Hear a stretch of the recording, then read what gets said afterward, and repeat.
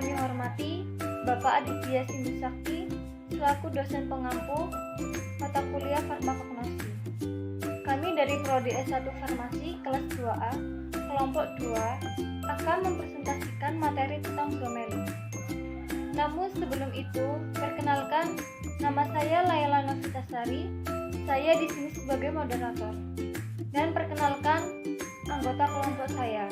Yang pertama, Lailia Eka Novita. Yang kedua, Arda Eka Romasa Fitri. Yang ketiga, Muhammad Ibadur Rahman. Dan yang terakhir, Muhammad Rifan Afandi. Langsung saja, penjelasan pertama akan dijelaskan oleh Muhammad Rifan Afandi. Kepadanya dipersilahkan. Bromelin, sinonim bromelain, sumber biologi. Bromelin adalah campuran enzim proteolitik yang diisolasi dari jus ananas Comosus atau nanas milik keluarga Bromeliaceae. Sumber geografis, nanas merupakan tanaman tropis asli Amerika. Nanas dapat tumbuh hampir di semua bagian dunia, termasuk India, Cina, Thailand, Amerika Serikat, Brasil, Filipina, Meksiko, Hawaii, dan Taiwan. Karakteristik pH optimum dari bromelain adalah 5,0 sampai 8,0. Dalam larutan, pH di bawah 3,0 dan di atas 9,5 menonaktifkan enzim. Suhu optimal bromelain antara 50 dan 60 derajat Celcius, tetapi juga dapat efektif pada suhu antara 20 dan 65 derajat Celcius. Kandungan kelembapan tidak boleh melebihi 6%.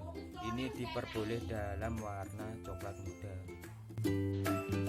Untuk penjelasan selanjutnya yaitu konstituen kimia. Bromelin bukanlah zat tunggal, melainkan juga kumpulan dari enzim dan senyawa lainnya. Bromelin merupakan sebuah campuran dari enzim digestan yang mengandung protein dengan campuran belerang atau sulfur yang disebut dengan enzim proteolitik atau protease. Bromelin juga berisi beberapa zat lainnya, namun dalam jumlah yang lebih kecil, termasuk peroksidase, asam fosfatase, inhibitor protease, dan kalsium. Untuk budidaya, koleksi, dan preparat dari bromelin yaitu bromelin ditemukan dalam jus dan batang buah nanas. Nanas bersifat abadi dan tidak memiliki periode alami dormansi. Nanas diperbanyak melalui pengisap, selip, dan mahkota. Di India, nanas ditanam pada bulan Agustus.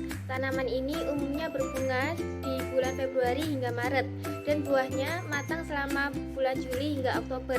Buah nanas harus dibiarkan di tanaman agar matang untuk mendapatkan rasa yang sempurna. Buah nanas ketika mentah berwarna hijau tua dan secara bertahap berubah menjadi kuning hingga akhirnya menjadi oranye tua. Enzim bromelin tidak hilang seperti buah yang matang.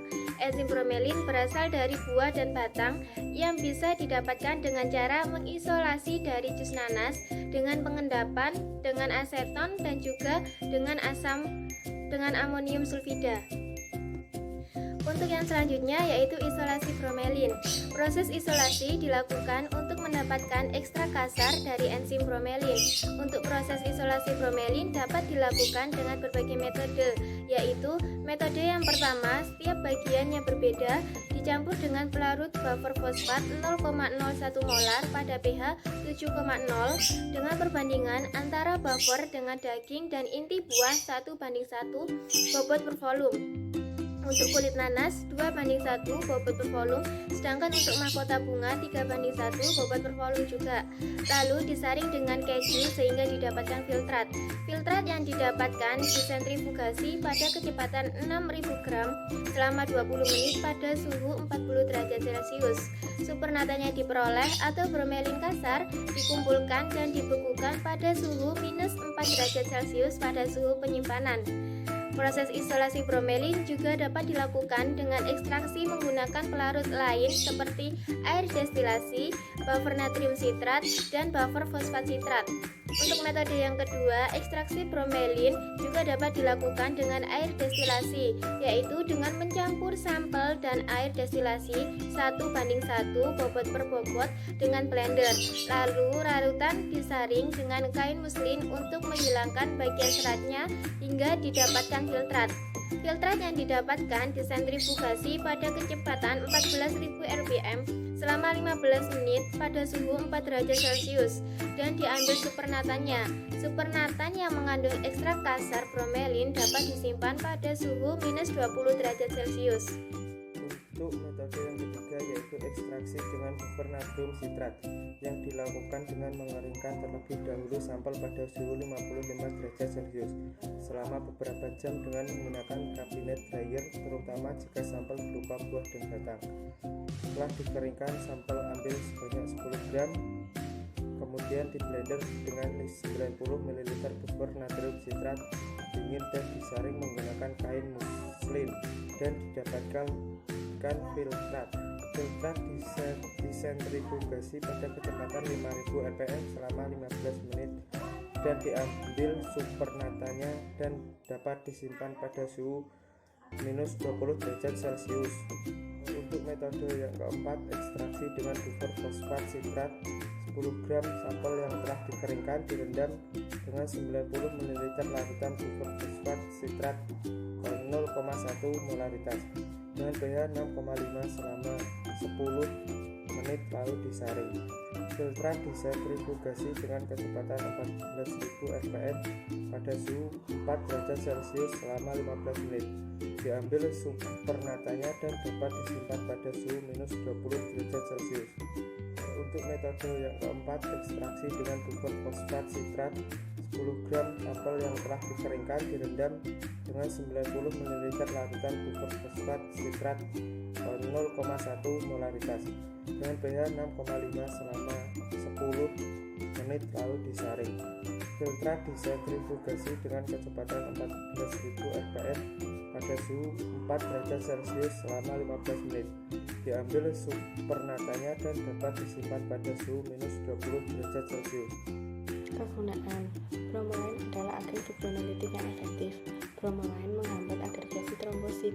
Bromelain terlihat memiliki keduanya serta tindakan tidak langsung yang melibatkan sistem enzim lain dalam mengarahkan efek antiinflamasinya. Potensiasi antibiotik adalah salah satu kegunaan utama dari bromelain di beberapa negara asing, karena dengan itu dapat memodifikasi permeabilitas organ dan jaringan dengan obat yang berbeda. Potensi antibiotik dan obat-obatan lain dari bromelain juga bisa digunakan untuk meningkatkan penyerapan, seperti meningkatkan permeabilitas jaringan yang sakit dan dengan meningkatkan akses antibiotik untuk masuk ke dalam bagian yang terinfeksi. Diperkirakan juga bahwa penggunaan bromelain dapat memberikan akses serupa baik spesifik dan non-spesifik dari komponen sistem kekebalan tubuh. Oleh karena itu, digunakan juga untuk meningkatkan pemanfaatan sumber daya penyembuhan tubuh oleh diri sendiri. Bromelain telah berhasil digunakan sebagai enzim pencernaan setelah pankreatektomi dalam kasus pankreas eksorin influensi dan gangguan usus lainnya. Dalam penelitian menunjukkan bahwa bromelain dapat mencegah atau meminimalkan keparahan anemia pectoris dan serangan iskemik transit atau TIA, yang mana hal ini berguna untuk mencegah dan pengobatan trombosis dan tromboflebitis. Jika diberikan untuk periode waktu yang lama, bromelain juga memberikan efek antihipertensi dengan hewan percobaan. Bahkan mungkin juga berguna dengan pengobatan AIDS untuk menghentikan penyebaran HIV. Pengguna tersebut tidak memiliki efek samping kecuali kemungkinan adanya reaksi alergi. Sekian presentasi dari kelompok kami. Apabila ada kesalahan, mohon maaf yang sebesar-besarnya. Akhirul kalam, wassalamualaikum warahmatullahi wabarakatuh.